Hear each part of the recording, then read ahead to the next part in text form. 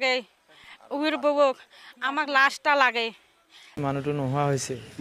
এতিয়া কোনে হত্যা কৰিলে মালিকৰ লগত আমাৰ সম্পৰ্ক ভাল আছিল কেতিয়া নমস্কাৰ নতুন এটা ভিডিঅ'লৈ আপোনালোক সকলোকে স্বাগতম জনাইছো যেহেতু এতিয়া সকলো স্পষ্ট হ'ল যে ডিএনএ ৰিপৰ্ট অহাৰ লগে লগে হেয়া সুনীল গগৈ আছিল নে জাহাংগীৰ আছিল হেয়া সম্পূৰ্ণ স্পষ্ট হৈছে যেহেতু জাহাংগীৰক এনে নিৰ্মমভাৱে হত্যা কৰা হ'ল আৰু এতিয়া জাহাংগীৰৰ পৰিয়ালে বৰ্তমান তেওঁলোকে কি মতামত আগবঢ়াইছে তেওঁলোকে দুখী কেনেকুৱা ধৰণৰ শাস্তি বিচাৰে আৰু কি কৈছে বিশেষকৈ তেখেতৰ ভাতৃয়ে তেখেতৰ ওয়াইফে জাহাংগীৰৰ গতিকে কি কৈছে এই সকলোবোৰ এই ভিডিঅ'ত মই দেখাবৰ কাৰণে চেষ্টা কৰিম আহক তেনেহলে ভিডিঅ'টোৰ মাজলৈ যাওঁ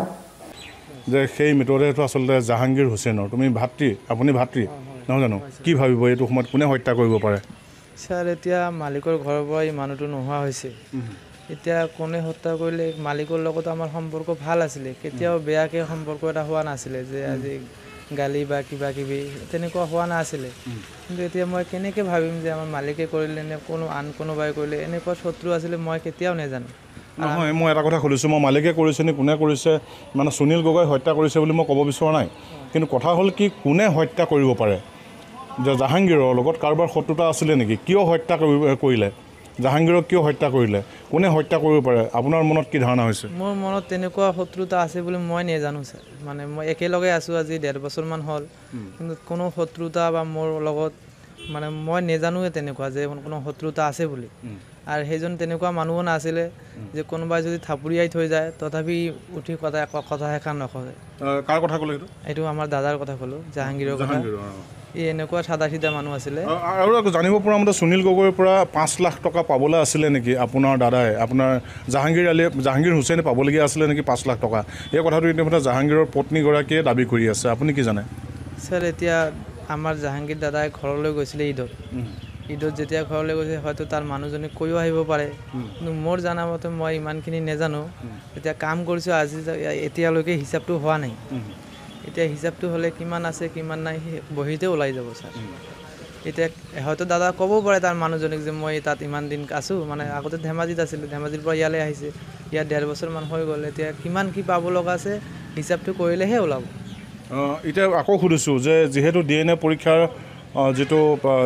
ডিএনএ যিটো পৰীক্ষাৰ ৰিজাল্টে কৈ আছে যে মৃতদেহটো সুনীল গগৈ নহয় সেইটো জাহাংগীৰৰ আচলতে আকৌ সুধিছোঁ যে জাহাংগীৰক কোনে হত্যা কৰিব পাৰে আপোনাৰ মনত কি খেলাইছে কাৰণ একেলগে কাম কৰিছিলে আপোনাক দুয়োজনে তেনেকুৱা মই কোনো মন্তব্য দিব নোৱাৰিম কাৰণ মই যিহেতু নাজানো আৰু নজনা মানুহটো কেতিয়াও ক'ব নোৱাৰে আন কাৰোবাৰ কথা আছে ইতিমধ্যে নাম প্ৰকাশ হৈছে নাম ওলাই আছে সুনীল গগৈ বহু সংবাদ মাধ্যমত এটা কথা আলোচনা হৈ আছে যে সুনীল গগৈ হয়তো হত্যা কৰিব পাৰে আপোনাৰ মনে কি খেলাইছে সুনীল গগৈ সঁচাকৈ হত্যা কৰিলে নেকি স্যাৰ মই এইটো ক'ব নোৱাৰিম এতিয়া মই এনে এক নিৰ্দোষী মানুহক এটা দোষী কৰিব নোৱাৰিম কাৰণ যিহেতু মই নাজানো কথাষাৰ আৰু কেতিয়াবা মই বেয়া ব্যৱহাৰ তাৰো দেখা নাই আমি তিনিটাই নিজৰ ভাইককে লিখিয়াই আছিলোঁ তেওঁ মালিক হ'লেও কেতিয়াও আমাক বেয়া ব্যৱহাৰ কৰা নাছিলে মানে সুনীল গগৈ এতিয়া মই কেনেকৈ ক'ব পাৰিম যে সেই মানুহটোৱে এই কামটো কৰিছে বুলি এতিয়া সেই মানুহটোক বিচাৰি আনি আপোনালোকে পুছতাছ কৰক বা হেৰি কৰক যদি প্ৰমাণ ওলাই যায় তেতিয়াহ'লেহে মই ভাবিব পাৰিম সুনীল গগৈ এনে লেনদেনত কেনেকুৱা আছিলে যে যিহেতু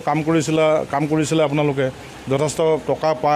লেনদেন হৈছিলে তাত লেনদেনত কেনেকুৱা আছিলে কিবা দাম দৰ কৰা বা এনেকৈ কিবা দাম দৰ কৰে নেকি মানুহটো খঙালটো নাছিলে মানুহটো কিন্তু পইচা পাতি দিয়াটো ভাল আছিল পইচা পাতি দি আছে যেতিয়াই বিল পাইছে তেতিয়াই পইচা পাতি দিছে মানে কিমান তাৰিখৰ পৰা আপোনাৰ কি মনত আছে যে কিমান তাৰিখৰ পৰা আপোনাৰ দাদা ইয়াৰ পৰা নাইকিয়া হৈছে মোৰ জানামতে 30 তাৰিখৰ পৰা দাদা নাইকিয়া হৈছে 29 তাৰিখে মালিকৰ ঘৰলৈ গৈছে 30 তাৰিখৰ পৰা ইয়াৰ কোনো খবৰ নাই ক'লৈ যাওঁ ক'ত আছে সেইটো কিবা আপোনালৈ ফোন আহিছিলে মোক ফোন আহিছিলে কিন্তু মোৰ পৰা আধাৰ কাৰ্ড আৰু ভোটাৰ কাৰ্ডহে বিচাৰিছিলে মোৰ ওচৰত নাই বুলি কোৱাতেই ঘৰৰ পৰা লৈ লৈছে তাৰপিছৰ পৰা মোৰ লগত যোগাযোগ নাই তেনেকুৱা ক'ত আছো কি কথা সুধিছিলে নেকি মই সুধিছিলোঁ যে ক'ত আছ ই মোক কোৱা নাছিলে যে মই য'ত আছোঁ ভালে আছোঁ বুলি কৈছে ঘৰত চিন্তা কৰিব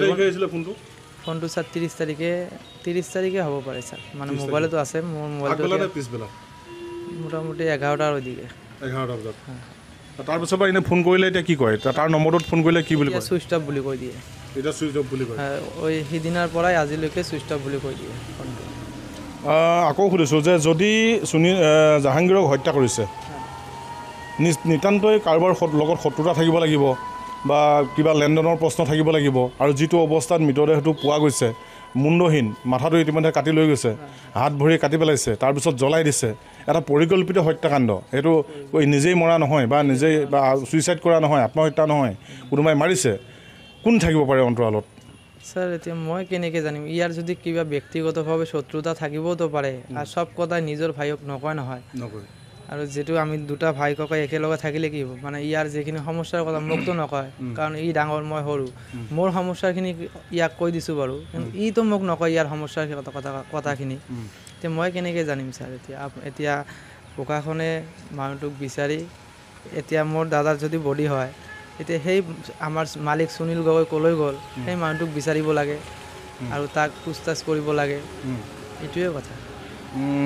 কি দাবী জনাব এতিয়া শেহত প্ৰশাসনলৈ কি আহ্বান জনাব প্ৰশাসনলৈ দাবী এটাই মোৰ যে এই খুনিক বিচাৰি উচিত যেটো শাস্তি হয় সেই শাস্তিটো দিব পাৰে আমাৰ দাদা ভাগত দুজনী সৰু সৰু ছোৱালী আছে এতিয়া তেওঁলোকৰো হেৰি নাই এতিয়া কি খাব কি কৰিব এতিয়া ঈদত ঘৰলৈ গৈ কিবা ঘৰ চৰ বনাম বুলি কৈছিলে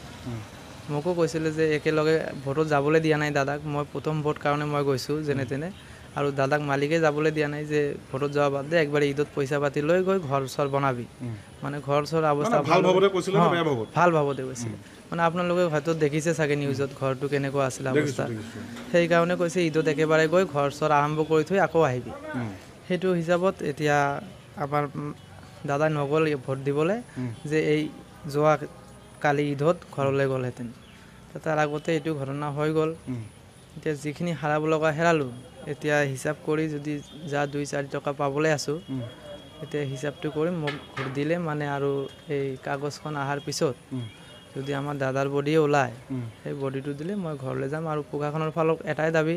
যে এনেকুৱা যাতে আৰু কোনোবাত নহয় বহুতো প্ৰশ্নৰ উত্তৰ ওলাল আৰু বহুত প্ৰশ্নৰ উত্তৰ বৰ্তমানেও বাকী কাৰণ বৰ্তমান যেহেতু গম পোৱা গ'ল যে হেয়া জাহাংগীৰ আছিলে কিন্তু সুনীল গগৈ নহয় যদি সুনীল গগৈ নহয় তেন্তে হলে সুনীল গগৈ বৰ্তমান ক'ত আছে কেনেকুৱা পৰিস্থিতি আছে তেওঁকো হত্যা কৰা হ'ল নেকি নে তেওঁ বৰ্তমান জীয়াই আছে নে তেওঁ এনেকুৱা কামবিলাক কৰিছে গতিকে গোটেইটো এটা ৰহস্যৰ আৱৰ্তনত আকৌ সোমাই পৰিছে সমগ্ৰ ঘটনাটো কিন্তু এই ক্ষেত্ৰত জাহাংগীৰৰ পত্নীও বিশেষ কিছুমান কথা মতামত আগবঢ়াইছে মই এইবিলাকো আপোনালোকলৈ আগবঢ়ালো আমি তো সুনীল গগৈক এৰেষ্ট কৰা লাগে